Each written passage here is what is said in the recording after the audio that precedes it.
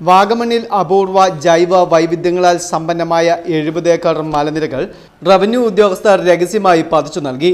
കയ്യേറ്റം ഒഴിപ്പിച്ച് സർക്കാർ തിരിച്ചുപിടിച്ച ഭൂമിക്ക് ഉൾപ്പെടെയാണ് അനധികൃതമായി പട്ടയം നൽകിയിരിക്കുന്നത്.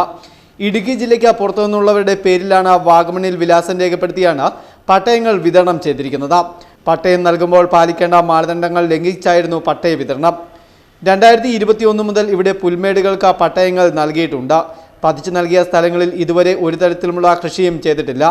ലാൻഡ് അസൈൻമെന്റ് കമ്മിറ്റി ചേരാതെയാണ് ഈ കാലയളവിൽ പട്ടയങ്ങൾ നൽകിയത്. പട്ടയത്തിന്റെ അപേക്ഷകൾ പരിഗണിക്കുവാൻ ഭൂമിയുടെ കൈവശാവകാശ രേഖകളോ വരുമാനം സംബന്ധിച്ച രേഖകളോ പട്ടയം ലഭിച്ചവർ ഹാജരാക്കുവാൻ കഴിഞ്ഞിട്ടില്ല.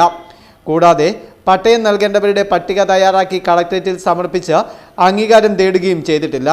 പട്ടയം നൽകുന്നവരുടെ പേര് വിവരങ്ങളും വസ്തുവിവരങ്ങളും സംബന്ധിച്ച കാര്യങ്ങളും വിവരിക്കുന്ന പട്ടിക വില്ലേജ് പഞ്ചായത്ത് ഓഫീസുകളിൽ പ്രസിദ്ധീകരിക്കണമെന്ന നിയമവും അട്ടിമറിച്ചാണ് മലനിരകൾ പതിച്ച് കൊടുത്തിരിക്കുന്നത്. സർക്കാർ ഭൂമിയെന്ന് വ്യക്തമാക്കി ബോർഡുകൾ സ്ഥാപിച്ച പ്രദേശങ്ങളും ബോർഡ് നീക്കം ചെയ്ത ശേഷം പതിച്ച് നൽകിയിട്ടുണ്ട്. Festoon news, Elappara.